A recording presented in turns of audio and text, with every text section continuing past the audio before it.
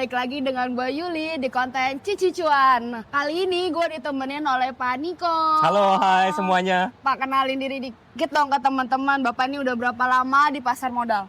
Baik teman-teman, kenalin nama gua Niko. Berapa lama? Mungkin udah hampir 15 tahun rasanya Wah. Yuli ya. Lebih dari 15 tahun kayaknya. Nah, Untuk waktu yang sangat lama sebetulnya. Berapa krisis yang udah Bapak lewat? Banyak ya, badai gunjang ganjing.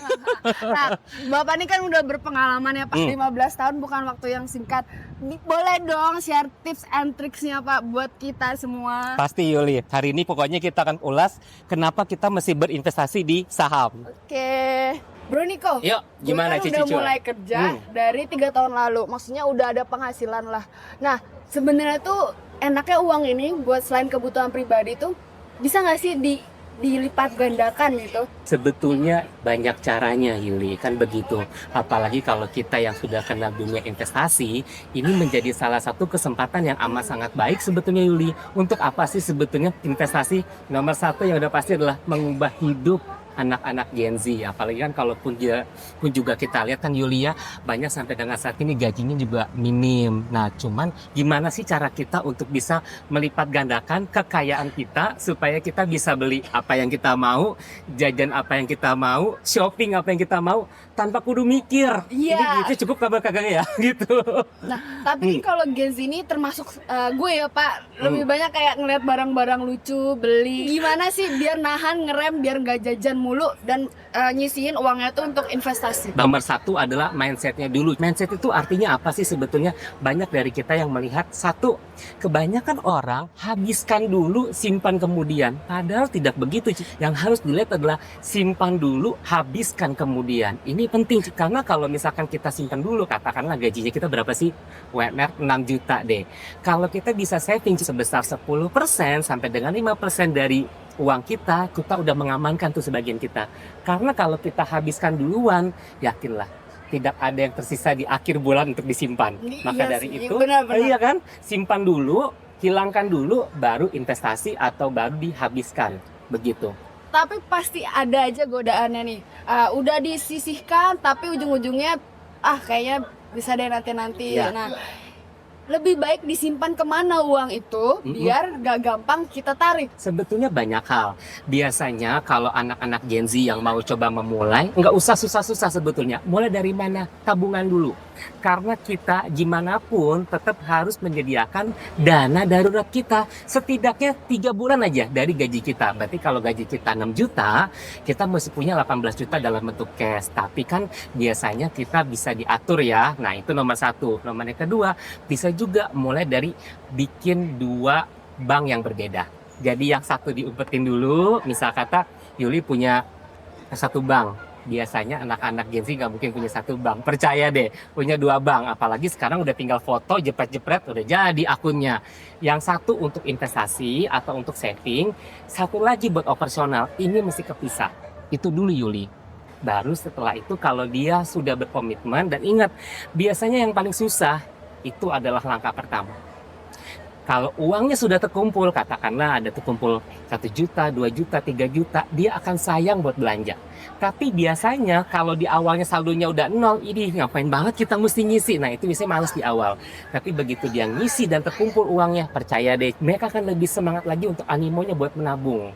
Nah tapi kalau kita sisihkan tabung kan nambahnya lama ya. Iya, sedikit.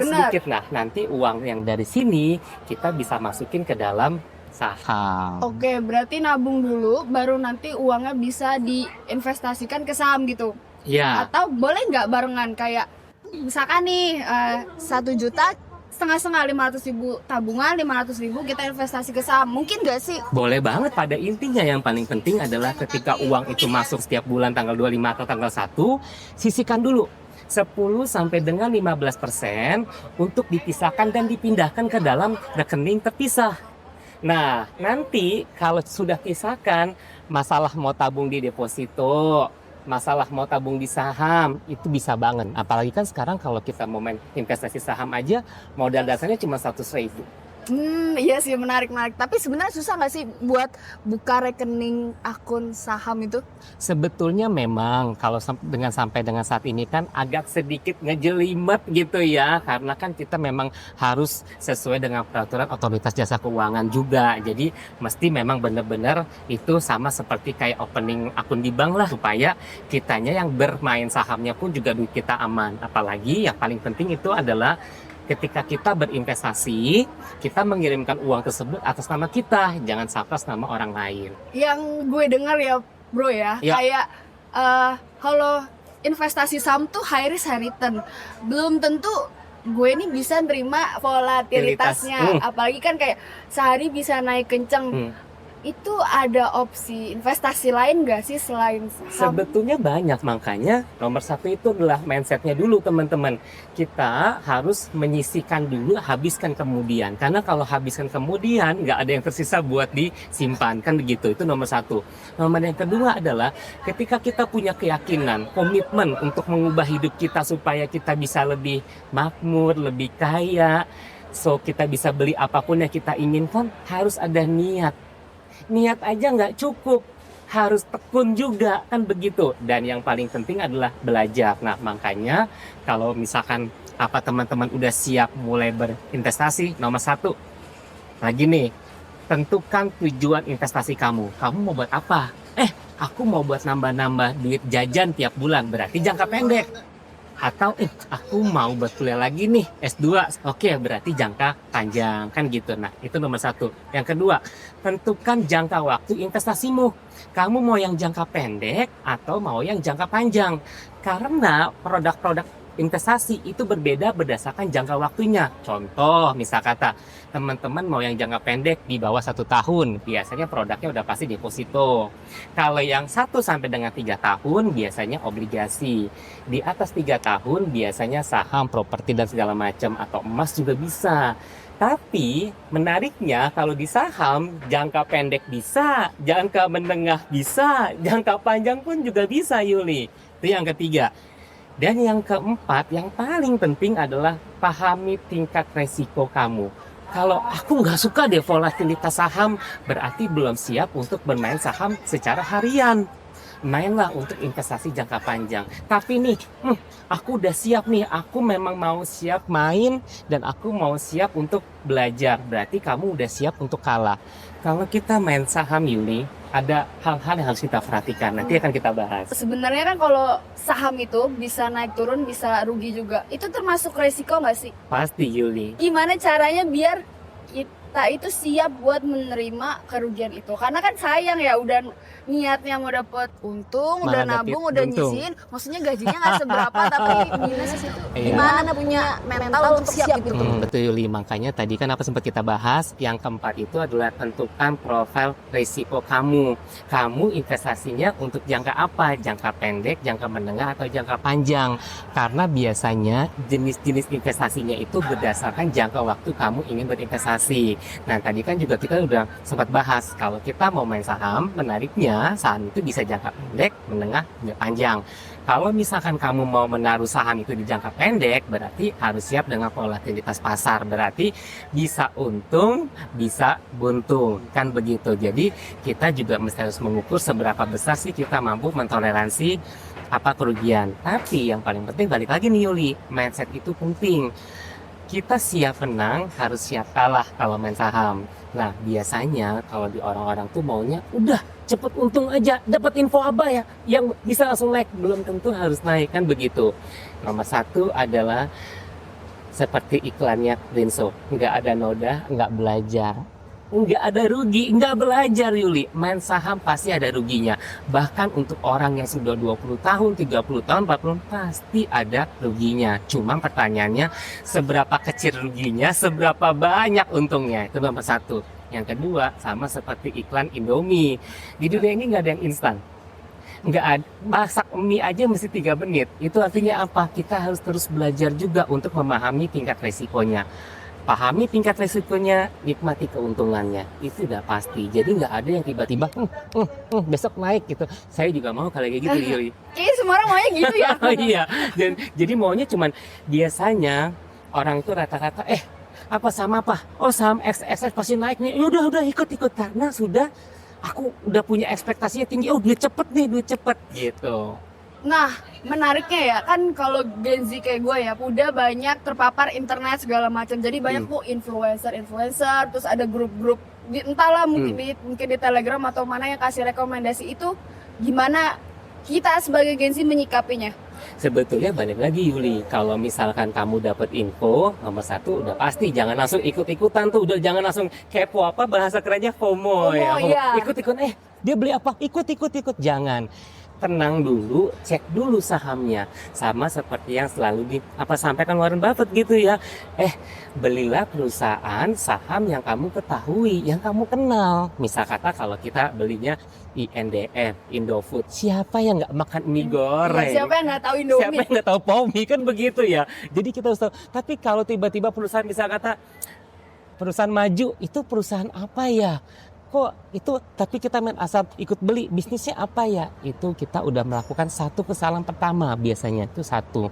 Yang kedua, jadi kita harus tahu kita beli perusahaan apa. Yang kedua, sebetulnya prospeknya gimana sih? Nah biasanya apalagi sekarang teman-teman bisa cek di kontan.co.id, itu juga udah banyak rekomendasinya ya kan. Kalau teman-teman males baca juga tanya ChatGPT aja kan gitu. Benar. Jadi sebetulnya itu ada. Yang paling penting jangan begitu dapat info, langsung beli 5 lot, 10 lot, 20, nggak bisa seperti itu karena nanti ya kalaupun ruginya ditanggung sama diri sendiri. Betul. Biasanya selagi masih muda, biasanya tingkat agresivitas kita tuh jauh lebih tinggi. Keinginan kita untuk mengubah hidup kita tuh jauh lebih besar sebetulnya. Nah, kalau kita perhatikan Yuli, sebetulnya salah satu instrumen investasi yang sebetulnya menyenangkan dan juga udah mendapatkan halal dari MUI gitu kan ya, itu kan sebetulnya bermain saham. Tapi ingat, jangan sampai main sahamnya itu spekulatif, nggak boleh. Tetap semuanya harus berdasarkan perhitungan dan valuasi. Ini penting Yuli. Nah jadi sebetulnya kalau misalkan teman-teman memang masih belum siap nih sama sekali, kayaknya gue nggak siap deh untuk terima kerugian, lebih baik jangan main saham. Masuklah ke obligasi. Ada obligasi Sukri, modalnya banyak. 1 juta, betul. Tapi kan sekarang pertanyaannya, niat ngumpulin apa enggak dari awal? Ngumpulinnya lama. Contohnya gini, kalau gajinya 6 juta, dihitung kita sisihkan dulu deh 10%-nya aja 600.000, kan begitu Yuli? 600.000 itu sebetulnya selangkah lagi untuk beli obligasi retail dengan minimal 1 juta. Dari angka yang udah kita sisihkan tadi, boleh nggak kita masukkan ke dalam saham semua? Boleh nggak kita bagi 2? 300.000 buat saham, 300.000 lagi buat cash, boleh nggak? Boleh banget sebetulnya. Tapi yang paling penting dari antara semua itu adalah teman-teman melangkah aja dulu, mulai dulu. Karena biasanya kebanyakan, kita sudah buka akun, enggak lah nanti aja. Jadi tuh sebetulnya niatnya udah gede, tapi nggak dijalanin gitu. Oke, dari penjelasannya Bro Niko nih gue udah mulai tertarik nih. Sebenarnya sih di episode sebelumnya kita udah mulai buka akun ya. Tapi ini untuk meneguhkan hati aja gitu. Dan ingat Yuli, ini bukan hanya tentang menangnya aja, juga ada sisi kalahnya. Kalau kamu hanya bisa terima bagian menangnya aja, nikmatnya duitnya, tapi nggak terima ruginya, jangan main saham. Ya bener sih itu yang harus, benar. Itu yang kadang suka dilupakan, apalagi kalau Gen Z ya. Ini pengalaman pribadi ya, kayak pengennya yang cepet, yang pengen mau untung, pengen kaya gitu kan. Nah, kan udah dapat insight banyak nih. Nanti boleh dong dikasih tahu lagi sebenarnya cara-cara milih sahamnya tuh yang kayak gimana sih gitu, yang cocok gitu kan. Nah itu dia obrolan gue sama Bro Niko soal kenapa sih Gen Z itu harus penting investasi dan mindset apa sih yang diperluin buat investasi. Nah tunggu di episode berikutnya, gue bakal tetap sama Bro Niko buat gimana sih cara pilih saham yang menarik dan prospektif. Asik. Sampai jumpa di video berikutnya, jangan lupa like, share, komen, dan subscribe. Dadah! Keputusan bisnis terbaik datang dari data, bukan tebakan. Mudah berlangganan Business Insight dengan subscribe with Google.